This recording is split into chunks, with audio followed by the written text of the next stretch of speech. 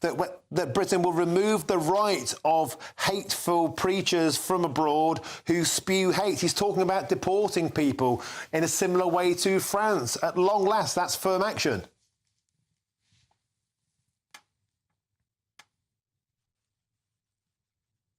That happens, we know, don't we? And the government's very clear on the issue. When lawyers get involved in human rights, if human rights are invoked and these people can frustrate the will of the politicians, that's what we've seen so much. But I think he really has stepped up his game, the Prime Minister here. He's gone to the steps of Downing Street. He's made it very clear it's not really, almost not really a party political matter, is it? It's one about our entire democracy. It'll be very interesting to see what Sir Keir Starmer says later. Normally, Sir Keir Starmer, the Labour leader, the opposition leader, will respond somehow to what the PM has said, so we'll look forward to hearing from him later. But clearly the governments feel that last night's vote in Rochdale was the final straw. They've got to try and move in and make clear that people who undermine democracy, who try and divide our society, should be called out for what they are. The police should step in if that is illegal. And I think what we saw last week outside Parliament, we saw the offensive words about Israel and the Jewish communities portrayed onto Elizabeth Tower, where Big Ben is housed. That won't happen again. A line has been drawn in the sand here by the Prime Minister here in Downing Street. OK, Chris Hope, Rishi Sunak saying we must face down the extremists. And with that, I'm going to hand over now seamlessly to Michelle Dewberry. Dewbs & Co. picking up where I left off. Thank you very much. I love that. That's one of the least seamless handovers I think I've ever had in all of my life. Speaking of extremists, let's hand over to Dewbs & Co. Thank you very much for that, Martin Dobney. Well, yes, there is never a dull moment in British politics, is there? Of course, today is absolutely no exception. Where, everybody, do we even begin? Of course, we've seen the absolute whirlwind that happened in Rochdale last night with George Galloway. He has been issuing some stern warnings to Keir Starmer, so I want to look at that. I want to look at Rochdale. What does Galloway's success mean? We'll get into all of that before the end of the programme. But before that, let's rewind. Of course, we've just literally seen our Prime Minister Rishi Sunak on the streets of Downing Street calling essentially for unity, a rallying cry for us to come together, share our respect, our shared values, tough talking when it comes to extremists. I've got a great panel to pick up with all of this tonight. I've got Professor Matt Goodwin. Good evening to you. Good evening. Ella Whelan as well. Good evening to you. I've got some faces and names that you will recognise joining us to get into this on tonight's programme. Ian Duncan-Smith, I'll be talking to him soon. Mike Freer, the MP, of course, the very MP that said actually he's not going to stand again because of threats and intimidation. So he will have listened to Rishi Sunak there. Is he reassured now or not? Matt Goodwin, when you listened to that speech, I'm sitting very close to you so I could hear you. Your line in response was you said he's panicking. I think he is. I think what's happened here is that we've had a succession of events that have happened from October the 7th onwards. We've had the protests, we've had the actions in Parliament last week, we've now got the election of George Galloway. And I think what many people will be wondering is why has it taken so long for our leaders to take action? Now, look, I actually wrote a piece earlier this week saying it's time to draw a line in the sand. In fact, that's what the title of the piece was. And I'm actually heartened by the way in which Number 10 is finally saying, look, if the police get serious about taking action with the protesters, then they will have political support. But let's be honest about this, Michelle. Let me just say something that perhaps is on the provocative side. If you look at what's happening in the country today, with mass migration, with borders that are not in control, with a government that has no serious policy for integration, for bringing people together, then actually the people of that country are going to feel very anxious. They're going to feel very concerned. And what worries me about that intervention is, on the one hand, we have leaders saying, right, we acknowledge there's a problem. But on the other hand, we're not actually talking about what is fueling this problem. And I think unless we get real about dealing with those wider challenges, the growth of radical Islamism within our societies, the abhorrent rise of anti-Semitism that we've seen in recent weeks, the ongoing record rates of mass migration, the lack of control of Britain's borders, the inability to leave things like the ECHR, which would allow us to control who comes in and who goes out of the country, we're not going to deal with this problem. So I think we just need to get real, Michelle. We need to start thinking about what is actually behind this growing security crisis facing Britain. I want to just mention as well, it's not just about the panel and the guests tonight. It is very much about you guys at home as well. So I want all of your reaction. I can see my inbox is starting to fill up. GBNews, GBviews at gbnews.com is how you reach me. You can tweet or X me as well at GBNews. But for now, Ella Whelan, your thoughts? Well, listen, I think that a lot of people watching and listening to that speech will be heartened by the fact that he is so openly talking about Islamism. And that's something that's quite rare in Parliament at the moment. It's actually... There's probably going to be a lot of Labour MPs who are feeling a bit odd about that speech because it's a lot of them are the ones that are facing a lot of the brunt of the intimidation from Islamist campaigners and organisers. And yet it's the Tory Prime Minister who's sort of calling out what they're facing. So we're in a bit of a strange situation there. But I feel depressed because his solution to the issues that we face is punitive measures. So, you know, the PREVENT programme, number one, is useless. It doesn't work. That's the first criticism of it. And Why do you think it's so useless? Because it's all it does is make a show of sort of being intimidatory and punitive to university students, and it doesn't. It's not successful in. We know it's not successful. It's been running for a very long time in rooting out any of the issues on campus. But also, it's a deeply censorious policy, which has had lots of evidence of essentially clamping down on Muslim students wanting to hold events. It's actually there's been criticism of it being racist in the past, which I think is quite believable. Do you think some people need to be censored? If you want to wander the streets calling for jihad, for example, do you think free speech to you, or do you think actually you should be censored? Thank you very much. Well, there's the difference, but the line is whether it crosses over into a threat of action and physical violence. And at least that's my line as a free speech absolutist. I think that there's a real need for police to get more serious and more active in terms of policing these events. But I don't think that people should be locked up for putting slogans on the side of buildings. And by the way, I think that chanting from the river to the sea is like saying Israel and Jews shouldn't exist. And I completely disagree with it. I think it's abhorrent.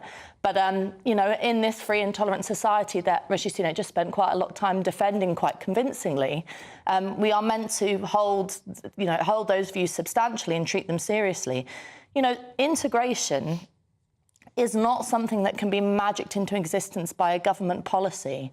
It's not a kind of tick box exercise. It can't even really be legislated for. You can do certain things like, have certain things in the curriculum and there's some things you can do, but really it has to be a sort of authentic and informal thing in many ways. It has to be, genuine integration within communities on an informal basis, people gathering in the same area. And it's also impossible while you're running this level of population change at this pace. Well, I don't know any society that has managed to stay integrated while running levels of net migration at 700,000. We know your interest in the migration issue, Matthew, but I think probably what you forget is that the issue of social alienation and community division and all the rest of it has a big part to play in identity politics, and particularly if you look at Rochdale. I mean, it's quite remarkable that you have whether it's Azhar Ali or George Galloway talking about this being a win for somewhere different in the world, a win for Palestine rather than a win for Rochdale. But so obviously there are the identity politics issue, but it's also the case that, that we can't.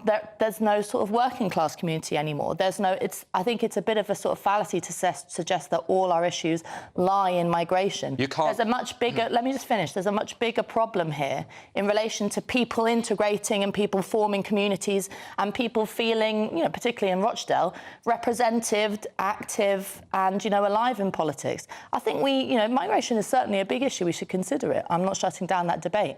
But I just think we might get lost or might have a sort of insubstantial and superficial conversation if we don't look at the real issue, which is that broken record here again. We don't know what our British values are. We certainly don't know how to defend them. Until we get that right, we shouldn't start playing scapegoat with other groups. Nobody's playing a scapegoat. I'm tired of people using that lazy argument. You cannot It's not lazy. You cannot have an and integrated. If you're tired, have a cup of coffee, Matt. Come on. Chance would be a fan thing. He was trying to get one earlier on. You cannot have an integrated society when you are running these levels of population change. And furthermore, what we're seeing in Britain and what Rishi Sunak, where Rishi Sunak is right, is he is basically saying we have a toxic combination of a radical left identitarian politics colliding with radical Islamism, which is basically giving radical Islamism a free pass. It's enabling extremists to run around the streets, setting off fireworks, celebrating genocide and so on. We need to step back and we need to deal with each of these problems in a methodical way. We need to push back hard against radical Islamists. If you're a foreign national and you glorify Islamist terrorism, you should be deported from the country. And if you're a British citizen glorifying terrorism and you're violating the British rule of law, you should face consequences. We should dramatically lower migration in this country, and we should have a serious policy of integration like the Danes have, like the Swedes have, and increasingly like the French have. In fact, I'm heartened to see France now passing legislation that is going to allow state authorities to remove people from the country who hate that country. As I said in my piece this week, it's time to draw a line in the sand. I think, you know, Rishi Sunak in that speech, he said something along the lines of, we don't have a transcript in front of us, he said something along the lines of, you know, if you call for the eradication of the state, that was in relation to Israel, or if you say that you hate this country, as you've just sort of said, that's such a big enough problem to either have you deported or to have you locked up. And there are lots of things I hate about this country, most importantly, this current government. I think you're straying into very censorious and dangerous territory for free speech. And that's not something that will win over voters in Rochdale or anywhere else. We're meant to be a free and tolerant society. Let's not play their game. Well, let's just cross. I will pick this conversation in the studio back up, but let me just cross live back to our political editor, Herb Christopher. Are you still with us there outside of Downing Street? I got two questions for you. Yes, hi, Michelle, I'm still here. I've got two questions for you. I'm looking at my inbox. A lot of people are saying, and some of them are using some quite choice language, such as the strength of feeling. But long story short, they're basically saying they don't believe that Rishi Sunak is going to make a blind bit of difference on this issue. Do you? Well, I do, and here's why. I think that you can give speeches to think tanks, even say things at the dispatch box in Parliament, but very rarely as Prime Minister do you say things on the steps of number 10. Normally, you're resigning from office or you're arriving in office, you're calling an election, you're doing something that's existential about your leadership in this country. Now, I think that was the idea of today. That's why the PM stood on the step and said, right, enough is enough.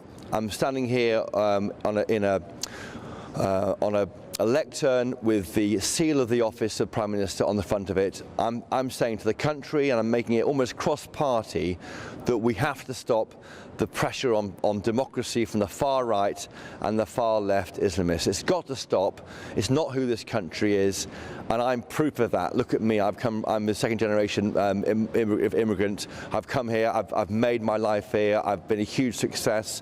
When I became Prime Minister, no one looked to me and said, oh, first ever Indian or Indian heritage Prime Minister. That was a big issue in India, I remember vividly, but for this country we said, what's the problem? And he wants to channel that and say, this is the end of all these past few weeks. It stops here. And he probably couldn't make the speech, frankly, Michelle, when the Rochdale by-election was underway, because of the way that the Gaza conflict had become a real issue in that by-election. So I think he had to do it when the MP had been elected, George Galloway. You know, democracy has spoken. He's the MP for Rochdale. He takes his seat on Monday. He made clear he's not happy about George Galloway being the MP. He criticised him, but he made clear that's democracy. But I think making a speech like that on the step of Downing Street, that is our PM saying there's a line in the sand. He now expects all of the government to follow his lead. That's the prevent people in the Home Office and the Levelling Up departments. That's the police officers to enforce the law they've got, to stop words being projected that are offensive onto Parliament, to ensure that any kind of mask wearing is stopped, to ensure that people are not intimidated on peaceful marches. It's time for British values to be restored, I think he was saying, and others stop ripping us apart. Christopher Hope, thank you very much. Now I can cross live to Ian Duncan-Smith, of course, Tory MP, former leader of the Conservatives. Good evening to you, Ian. Good evening. Good evening. You listened to Rishi Sunak there. Do you feel galvanised? Do you feel full of positivity and hope following his words? Well, I think he said the right things. So whether it inspires me or doesn't inspire me is in a way irrelevant. The question is, are we going to act on it? And the reality we've seen on our streets every single Saturday and in other cities as well, apart from London, we've seen really quite intimidating marches. A lot of people feel very intimidated. I'm talking to a lot of Jewish people who are frightened now. There'll be a lot of chants taking place. I had a comment with somebody who'd been chanting away from the river to the sea, and I asked them, what do they think river to the sea means? And they said, oh, it's about, restoring Palestinian peace. I said, it's not. Hezbollah and Hamas came up with this comment. It means clearing the Jews out of Palestine. So, a lot of people don't quite know what they're actually doing, but it's very hateful. And these sort of things damage people's lives. They worry them. And here in the UK, people shouldn't live like that in fear. And that's what he was saying. We need now to take action where this is necessary to stop this sort of process. Of course, peaceful marches, fine. It's people's political right. It's part of the freedoms, but not in an attempt, too often it seems, to intimidate others and to impose themselves on them. And George Galloway is a product of what's been going on over the last, well, not just the last few weeks, for some time now. Radicalism has, literally taken root here in the UK, which is very sad. I mean, we're seeing a situation now, aren't we? We've already had the MP, Mike Freer. I'll be speaking to him a little bit later on in the programme. He's saying that he's not going to run again because of these threats. I remember you yourself, I think back in 2019, some of the experiences that you had were really unpleasant, graffiti at the offices, social media abuse, and I'm sure my memory serves me correctly as well, and I think I've even got an image, and I apologise if anyone's squeamish, but I think you yourself was sent like a decomposing rat at some point during your campaign. I mean, how do you guys deal with this kind of stuff? Well, we just get on, really, I guess, is the way to do it. I mean, I've had death threats. I had a death threat last year, which accused myself and my office of being Jewish. Well, I'm not Jewish, but I'm proud to have been thought of being Jewish. I think that it's a ridiculous statement to make, but therefore there's a death threat encompassed in it. It goes on. A lot of other MPs have had the same. I just report these things to the police, hope that the police will take action. Sometimes I'm a bit concerned because they seem as though they shrug and say there's nothing we can do about it. But I do think that action needs to be taken by the police. They need to recognize that some of these things are genuine threats. But all of that notwithstanding, we're here to be accessible. I would never stop people coming to see me. I'd never stop going to people's houses to see them or to talk to groups such as was the other day at the community library for fear that something would happen to me. You just accept that and get on with it. We live in a society that is tolerant for the vast majority of the people. For those who can't be tolerant, or those who think that they have to take direct action, those who want to make people feel scared, I think we should have only one message. I thought the Prime Minister made it today. Your time is up. We're not going to be so tolerant to people who have no tolerance in themselves. And lastly, do you think all MPs should have security? When I was leader, turned down security because I didn't really want it encumbering me, charging around. I didn't have security when I was a Secretary of State, and I've always sort of been very uneasy about MPs having security between them and the members of the public. So it's up to individuals, I think. It's up to what Parliament decides. But I do genuinely think the most cherished thing, I know constituents feel it, is their ability to get to their members of Parliament when all else fails, for them to talk to them. It is a peculiar service. I had a Nigerian security it was sent to us a year ago, I think it was, when there had been some problems and some threats.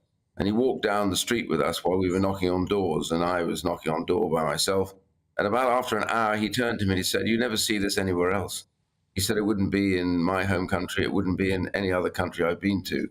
It is peculiar for you here to walk around by yourselves or often just knock on doors and be accessible." And that's the cherished bit about being a member of Parliament, is being able to get to your constituents, for them to get to you, without worrying or looking over your shoulder, but we should sustain that. That needs action where the police need to take it. Ian Duncan-Smith, thank you very much for your time and your reaction tonight. Christopher Hope, back to you on Downing Street for an update.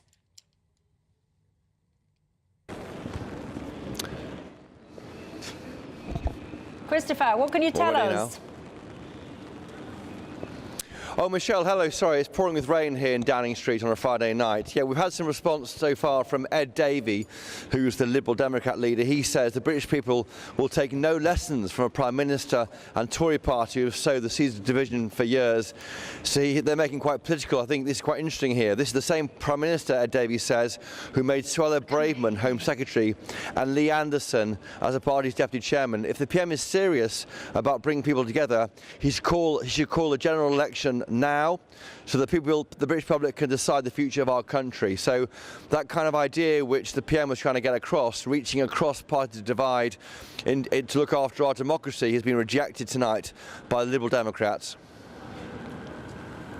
Christopher, I can tell you now, George Galloway, he was just interviewed off the back of that Rishi Sunak statement, and he apparently said, I've got the democratic mandate here, not Rishi Sunak. Don't put statements made by Rishi Sunak to me as if I'm meant to be impressed by them. When asked, do you respect the Prime Minister? He said, I despise the Prime Minister. You just have to suck it up, he says. I won the election. Matt Goodwin, your thoughts? Well, I mean, he won a by-election, but I think the George Galloway show is being massively exaggerated. Do you? We can come back to that. I think, look, what we're seeing, I think, is a Prime Minister who's clearly also, by the way,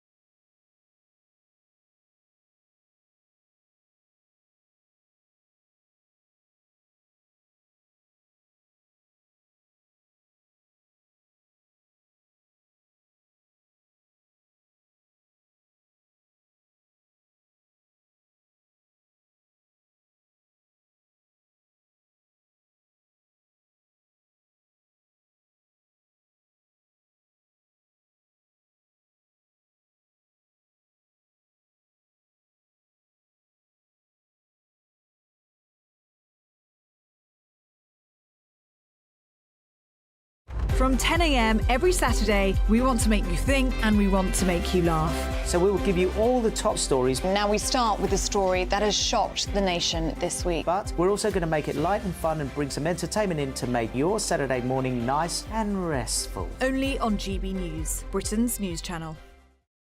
Nana Queer, weekends from 3 p.m. Sadiq Khan, 6.3 million on a virtue signal, load of lines. Why is he spending the people's money in this way?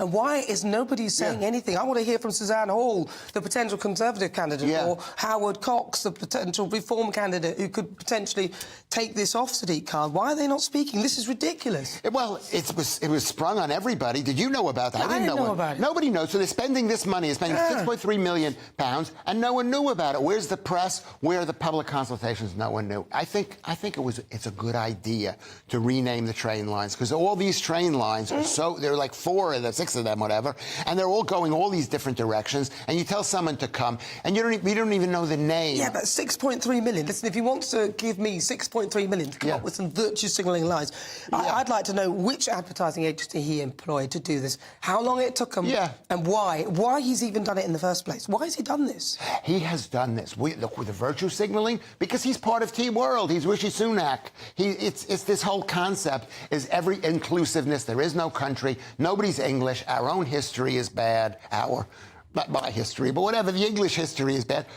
And it's a denial of history. It's Orwellian or something. Yeah. Not that I know about. I think it's an absolute absurdity that Sadiq Khan should be doing that. He's got a knife crime epidemic, a crime epidemic, people stealing watches off people walking down the street. Yes. You've got the burglary at an all-time high. London, a lot of people are put off by it. And this is what he spent £6.3 million on. This could have been a bit to speak as to why. He doesn't need to speak. People need to speak out and say, well, why didn't we know about this? But the idea, can I say something to you, Nana? The idea is right. It's like, for example, take the Northern Line. You know, there are 6 Northern Lines. 6 Northern Lines. 6 different Northern Lines, maybe more now, because one goes from Mill Hill East to Mill Hill. This was the overground he was... GB News, unlike other broadcasters, isn't obsessed with the London-Westminster bubble. We think there's a nation beyond the M25, and that's why we talk about the issues that matter across the land. Join me on State of the Nation, 8 to 9 o'clock, Monday to Thursday, on GB News. Daisy's listening, and you should too. Good afternoon, Britain. Good afternoon, Britain. Join us, Tom and Emily, to find out what's happening in the heart of Westminster and why it matters to you. Weekdays from midday, we bring you the most compelling stories from across the United Kingdom. And from your doorstep to our inbox. That's right, we want to hear from you. GB News, Britain's news channel.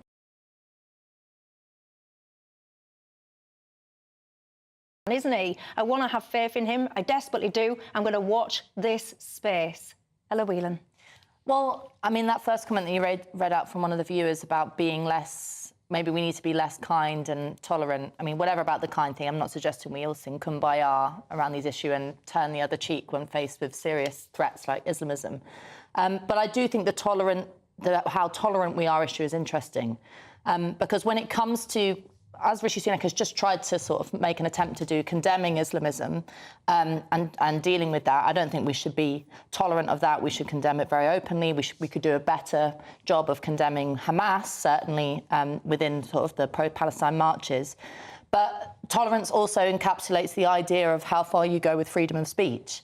And I think it's telling that the government's response to, and indeed in the Ian Duncan-Smith interview that you just had, the response to dealing with the issues raised by these protests, sometimes anti-Semitism, sometimes genuine support for people of Gaza, of whom the plight is terrible, and I think most people sympathise with, is to just crack down on protests, to not police them more thoroughly and in a more focused approach, but to simply impose blanket bans on protests. Obviously, the government has form on this, banning protests that are too noisy. Ian Duncan-Smith just talking about the protests that should be banned if it's there to intimidate and impose. Well, good protests do intimidate and impose their views. The issue here is not the question of freedom of protests, it's the issue of anti-Semitism. And I think the way to deal with anti-Semitism is to reject censorious approaches and to say these views need to be held out in the open, given the antiseptic of sunlight, and we need to openly argue with them. That's how we'll win the debate, not by pushing the back button. I can tell you now, everybody, Professor Matt Goodwin, he's chomping at the bit to respond to that, and he will be able to do so in just a second. But before I bring him back in, let me just cross live to the Tory MP, Mike Freer. Good evening to you, Mike. Now, we've just heard our Prime Minister, haven't we, issuing essentially a rallying cry to the nation. He reckons it's going to get tough now on people that are essentially not towing the line, clamp down on those people that basically hate us, our way of life, and think that they can intimidate democracy. Were you buoyed by what you heard? Obviously, I need to remind viewers that you're not going to stand at the next election because of threats and intimidation. Do you feel better about the situation, having heard what Rishi had to say? Well, first of all, I want to say that it's unfair to say the Prime Minister has been slow. He has been slow. You know, the government have been ratcheting up our response to the level of demonstrations and intimidation. We do have to be careful. As the Prime Minister said, we are a tolerant nation, and we need to get this right in tightening up, making sure that illegal activity is dealt with firmly by the police, and also redoubling our efforts to ensure that those of us who want to see British values embedded in our society, we keep going to make sure that those values are maintained. But I think we also have to be careful. It's very tempting, as some of your viewers have suggested, to want to just go too far. And I think sometimes our opponents want us to overreact and clamp down too hard because it plays into their hands. So the Prime Minister's right is to ratchet up the pressure, ratchet up the response, and close down the avenues for intimidation rather than a blanket response. So I do feel that he's got the tone right. I do think he's got the judgment right. And I'm looking forward to see what the details are in the framework. And do you have trust and faith? Because many of my viewers, Mike, they're writing in saying that it all sounds wonderful and it sounds great and all the rest of it, but they don't have the trust and faith now that anything is going to change. Like he was talking then about, he's going to create this new framework to clamp down on the protesters that are pushing the envelope, essentially. But this has gone on for weeks, if not months. Talk is very easy, isn't it? And I have to say, many people don't think anything at all will change. Well, again, talk is easy and so is criticism, but it's also much harder to pass new legislation. That does take some time, but the government have banned face coverings. They have taken action on those who are dressed as terrorists. We're seeing much more visible interventionist policing because of what the Prime Minister basically told the police to do, and we'll see more of that. So it's not true that no action has been taken, but we do have to make sure that we get it right. I'm fully supportive of the Prime Minister.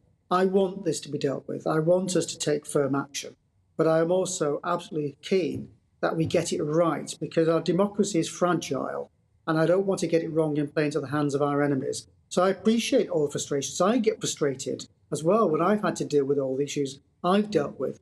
But equally, I also know we have to make sure that we carry the public with us as a whole and get it right if we're going to maintain that freedom of speech, but also ensure that it doesn't become freedom of intimidation. So the Prime Minister is right to take it step by step and not rush in to a knee-jerk reaction. So he has my support. I asked earlier Ian Duncan-Smith whether or not he thinks now that all MPs essentially should have security. He said he didn't think that. Do you? No, as I've said, I already have, my home is a fortress, my office is a fortress, but our accessibility is the cornerstone of our parliamentary democracy. And I don't believe that putting a ring of steel around us is the answer. We need to address the root causes, is why we're seeing so much more extremism, why people feel emboldened to attack MPs. Let's deal with those issues, including social media, as well as making sure sensible security is put in place, but not a ring of steel around us. Mike Freer, thank you very much for your time and your insights there, much appreciated. I know you wanted to come back on Ella, so you can pick up on what Ella said or what you just said there from Mike Freer.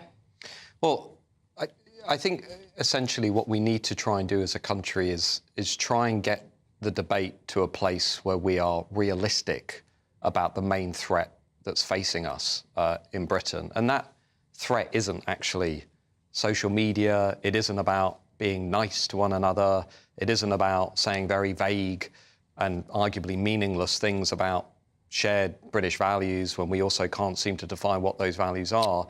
The threat that's facing us currently, the major threat by a long way, is radical violent Islamism. So firstly, what is our strategy for dealing with that as a country? Around that is being enabled both by mass immigration, which we're not allowed to criticise, a broken policy of multiculturalism, which clearly isn't working because it prioritises group difference over the things that we share in common. And it's being enabled and encouraged by a radicalised cultural left, which is bringing in identity politics, which gives radical Islamists a free pass. So we need to deal with each of these challenges in turn, and we need a national debate that is not driven by liberal commentators inside the M25 who have a moral panic and meltdown anytime somebody questions these policies and whether or not they're working, as we saw with Suella Braverman. We need a grown-up discussion like the French are having, like the Germans are having, like the Swedes are having, which is the societies that we're creating in the West, built around large-scale migration with little integration, they're not really working. The Swedes have backtracked. They've done a U-turn on this experiment. The French are now radically changing course. This isn't actually, not everything, Ella, is a free speech issue. Sometimes this is about security and ensuring that you can provide your citizens with the basic thing that a state should give them, which is keeping them safe and secure. And if I'm a British Jew, looking at the events in recent months, by the way, because we've heard very little about Britain's Jewish communities today, outside of the speech by Rishi Sunak, you know, I would have been looking at the events over the last 5 months, Michelle, and probably thinking it's time to leave Britain. And they're asking for a serious response to this as well. But if you... you know, Matt, you make your points about migration, and I think probably a lot of viewers and listeners in this channel will agree in terms of lowering the numbers going forward. But they're particularly, take Rochdale, for example. A lot of the people who voted for Galloway there are their sons and daughters of migrants. They're second-generation people. So I don't really know what you're asking for. Are you But hang on, are you... survivors sound like you, who introduced... It starts to sound like you are suggesting that if people don't go along with an official policy of integration, what, are you going to deport them? Are you going to strip them of their citizenship? I'm saying no. Put them in jail? I'll be absolutely clear. Let me be absolutely clear. Like France, firstly, if you're a foreign national glorifying Islamist terrorism, you should be removed from the country. Secondly, if you're a British... What does glorifying mean? That's the free where the free speech issue comes in. Voicing support for a prescribed organisation such as Hamas. But that's different to campaigning. Glorifying is different to campaigning. Secondly, if you're a British national glorifying Islamist terrorism, we have legislation for that. We have laws that need to be imposed by the police. I think many people watching this channel have spent the last few years feeling as though the police are more interested in taking the knee for Black Lives Matter and demonstrating solidarity with pride flags than doing their job. Yeah. And what worries me more than anything is when public confidence in core public services like the police begins to collapse, we have a real problem. So I think it's quite clear what I'm saying. I would like us to begin by dealing with the challenges that are going to come down the line if we don't start making changes now, while also encouraging these communities within a policy of multiculturalism, which isn't working. It is not succeeding. We have to revisit that. We have to come up with a different policy for integration. I think that the way to handle this issue is not to deport and lock up our way out of it. I think that is an intolerant and illiberal approach to a challenge in society. Hang on, Matt. What you're suggesting does cost lives, so you're aware of that, because if we deported many of the asylum seekers that went on to commit Islamist atrocities, like, for example, in Manchester, people wouldn't have lost their lives. I have no problem with... I think no one would have any problem of deporting and getting rid of people. You just said you do have a problem with deportation. I'm talking about people in Rochdale who are second-generation immigrants. Sure, parents of kids. But hang on. I think the interest... If we take the issue of the pro-Palestine marches, what do you have going on there? You have, I think we were talking about this earlier, but there were some technical difficulties on the programme, so you couldn't hear us. You have a large section of people who are on those marches because they look at what's happening in Gaza and they're appalled. And maybe it's sort of almost apolitical. It's just that they think that death and destruction that's happening, whatever the political reasoning behind it, is wrong, and so they're out there. And I wouldn't like them to be labelled with the extremist or anti-Semitic label because it's just not true. But you also have in those protests significant sections of people who are either openly openly pro-Hamas, unashamedly pro-Hamas, and then a large section of people, quite often from Muslim communities, who are sort of just putting their fingers in their ears and saying, it's OK, I'll just let this slide because I don't want to go there and having a row about anti-Semitism.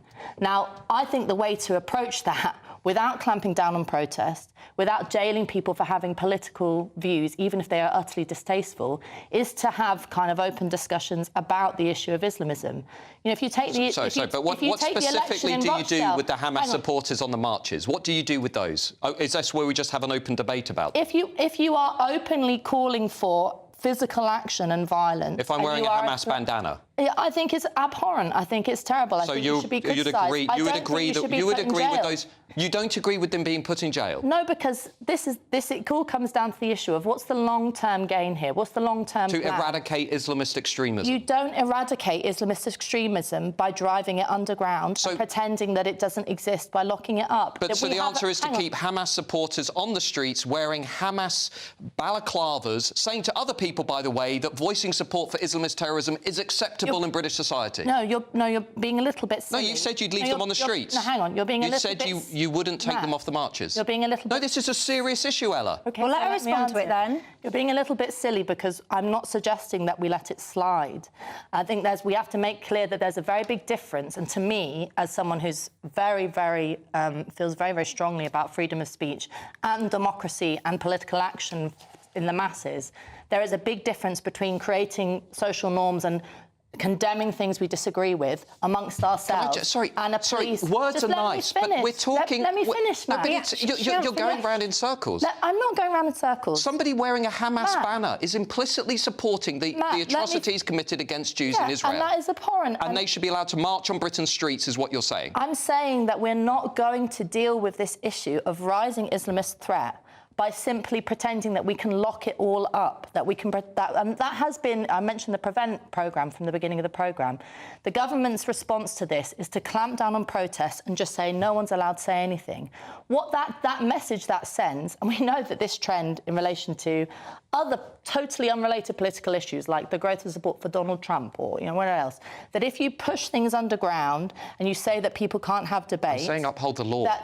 And you say you can't have debates and discuss even very tense things openly... I said have a debate. Then what you do is you don't deal with the issue. What I think that the worst response to the vile anti-Semitism we've seen grown on the streets today is to be censorious, because we know what happens with the censorious approach to anti-Semitism. Well, let's let the Hamas supporters run around on Britain's streets with Hamas insignia, because that is surely the cure to the problem of radical Islamism. Matt, that is the opposite of what we should be doing. And if I was a member of Britain's Jewish communities listening to this is exactly the problem with Britain. What you're trying to paint me as is somebody that just wants to lock everybody up and forget that we have a problem. That's what you said. Well, no, let me be clear. You said deport and jail. Yeah, I said deport foreign nationals who glorify Islamist terrorism, which is what the French are doing and what the Germans are doing. I then said, secondly, if you are showing Hamas insignia, if you are expressing support for Hamas on Britain's streets, that is breaking the law. You should be arrested and you should be put in prison. This is not hard. This isn't about free speech. This is about upholding the British rule of law. It is about free speech. We could go into a row about hate speech laws. We could go into a row about what's currently allowed in terms of political expression. This government's response to difficult and entangled political issues like we've seen played out in Rochdale is to simply press the ban button. That's inadequate. It will not do anything for either protecting the Jewish community or furthering proper, open, substantial discussions about what's happening in Israel and Gaza. I think, Matt, I'm afraid that you have gone down a rather dark... Here we go. I'm the only one on this panel, Ella, saying we should uphold the law. There are lots of things. There are lots of things about the law that I disagree with. Well, apparently, yeah. I look forward to the Hamas metropolis you're going to build. I didn't know that you were such a fan of the government and lawmaking. The question here is: are you for free speech or are you not? And I think you've lost that freedom bone. I would not want to live in a society created by Ella Whelan. Let's put it that way. Right. This conversation conversation. You know. This conversation will continue in a second, but for now, I do just need to bring you up to speed with news that we're hearing, breaking news that we're hearing. 3 people have apparently been injured in Clapham, which is in south-west London. The London Ambulance Service says following reports of a shooting incident, emergency crews were called at about 5 o'clock tonight to the incident. It's actually, to be specific, in Clapham Common South Side. In a statement there, they've added that we've sent a number of resources, including ambulance crews, operational managers, advanced paramedics and London's Air Ambulance. We've treated 3 people at the scene there, and we've took 2 to a London major trauma centre and 1 to a hospital. I assure you we're staying across that story. At the moment there is an update on that, I will be bringing it to you live. But for now, let's just continue the conversation that we've been having. I want to cross live now to Dr. Sheikh Ramzi. Good evening to you. I think you've just been listening to the conversation that we've been having in the studio. Also, Rishi Sunak addressing the nation earlier on. What did you think to what Rishi Sunak had to say? Is some kind of, he's got a point. We need to get all together. We need to get all together and be united. These things which we can see at the moment happening in Parliament, happening in the protests, happening, these are dividing us. We have to get together. They're very important. His message is you be united. Be united. Of course, I haven't heard all of it. Be united. Let's get together and let's work on the multiculturalism. Let's work on the interfaith. Let's work, be together and united. And this united division between us is damaging us all, damaging the Muslim, damaging the Jews, damaging the Christian, damaging all. Therefore, we need to take all the phobias, xenophobia out. Doesn't matter is Islamophobic or Islamophobia or anti-Semitism. We have to eradicate all phobias, and we have to get together and hold it and hold to the law, hold to the right protests, hold to the best, hold to our freedom of speech, freedom of protest, and care for of course, care for the ceasefire. At the moment, I can see, for example, on the Big Ben, they're showing this awful things. However, I do not. One thing I tell you, many times we show it. I do not believe it's a Muslim doing it. I do not believe it's some people. They have their own agenda. They're doing it, and of course, they're putting a difference with the Muslim and Jews and the Muslim and Christian and all. And this is very important. We work together. We work together to eradicate Islamophobia, eradicate anti-Semitism.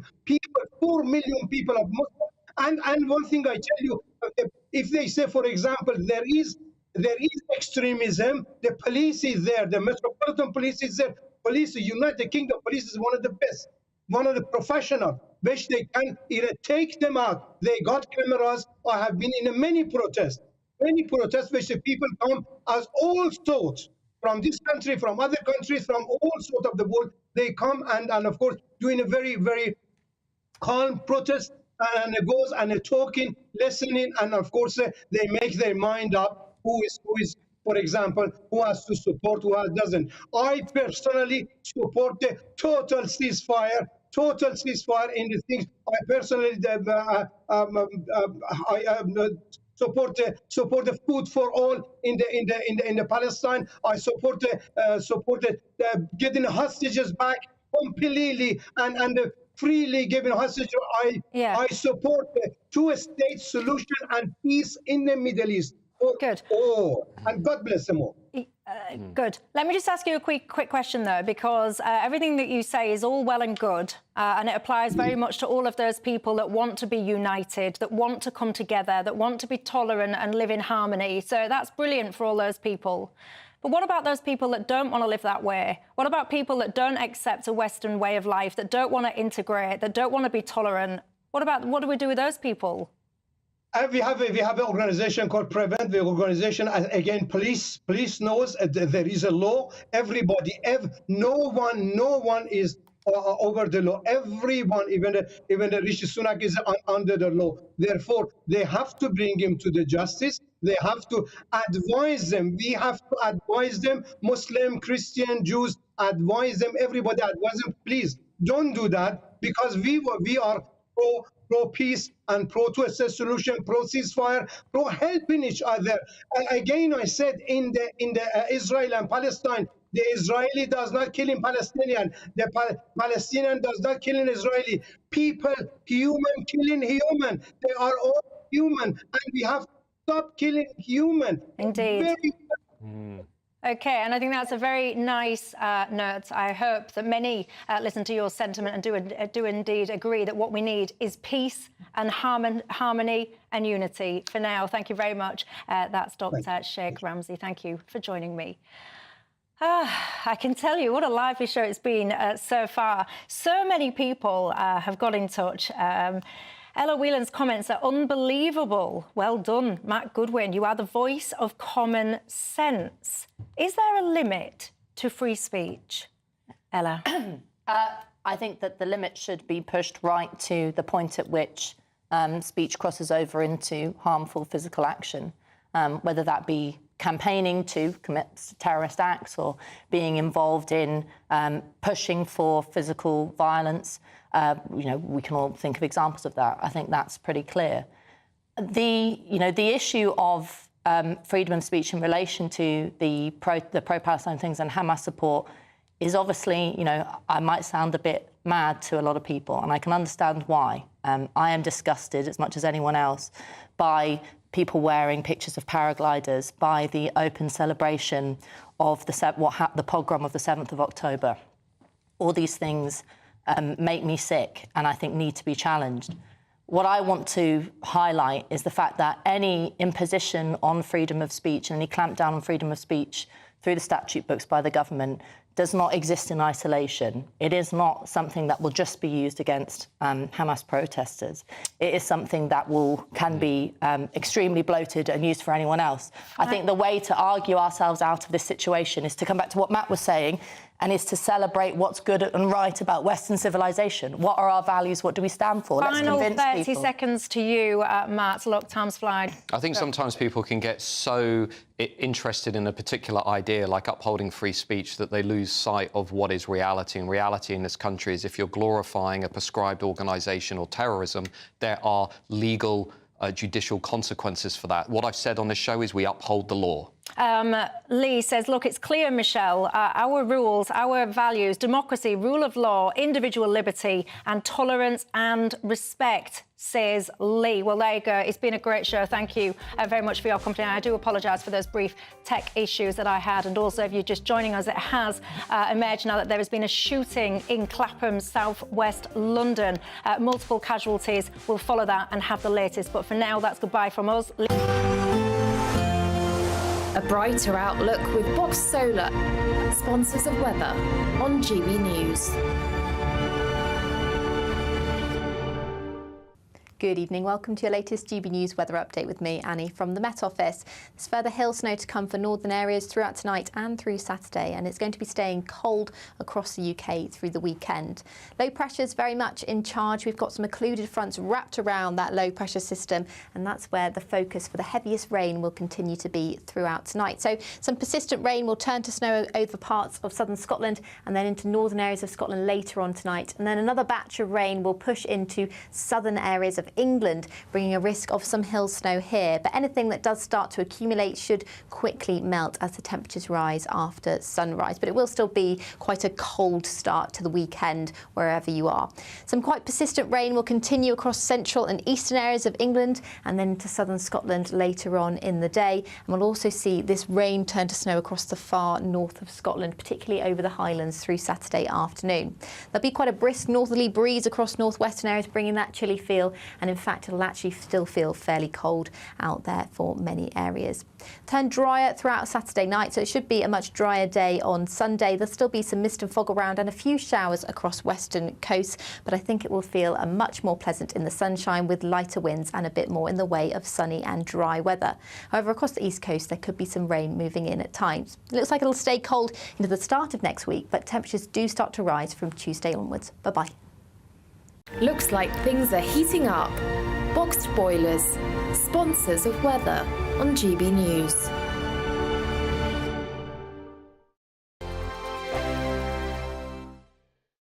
I'm Christopher Hope. And I'm Gloria Di Piero, bringing you PMQ's Live here on GB News. Every Wednesday, we'll bring you live coverage of Prime Minister's questions when Rishi Sunak and Sir Keir Starmer go head-to-head in the House of Commons. We'll be asking our viewers and listeners to submit the questions that they would like to put to the Prime Minister, and we'll put that to our panel of top politicians in our Westminster studio. That's PMQ's Live here on GB News, Britain's election channel. GB News Breakfast. Every day from 6 a.m. Look, you're a respected royal biographer, and there are so many people who are on the sort of royal gravy train, if you will, people who are making a career out of gossip and speculation. But yours very much built on confidence and sources and facts. And you don't offer an opinion that often inside your book. But when you do, I suppose, therefore, it carries a bit more weight. So when you say that the Sussexes are easily offended and, you know, effectively pretty prickly, what do you mean and what have you based that on? Well, on numerous their riposte to any given situation in their books, in their TV interviews. And let's not forget, I mean, a lot of TV interviews, 6-part Netflix drama, Spare, you see time and again that they feel that they feel resentful. They feel that, you know, something hasn't gone their way and that this is part of some sort of calculated campaign against them. And actually, I mean, when you've got a fast-moving story, I mean, for example, in my book, I go into those frantic hours after the death of the Queen, and everybody's trying to sort themselves out.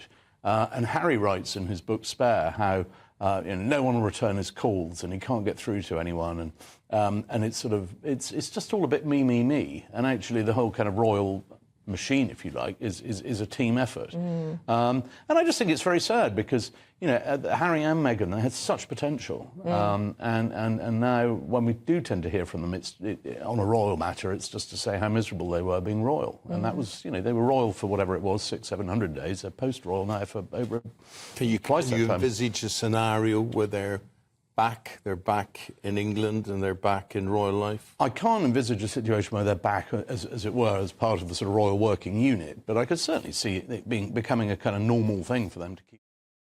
Big news, big debates, big opinion. Patrick Christie's Tonight is the week's biggest show. Every weekday, 9 to 11 p.m, we've got the inside track on the day's top stories.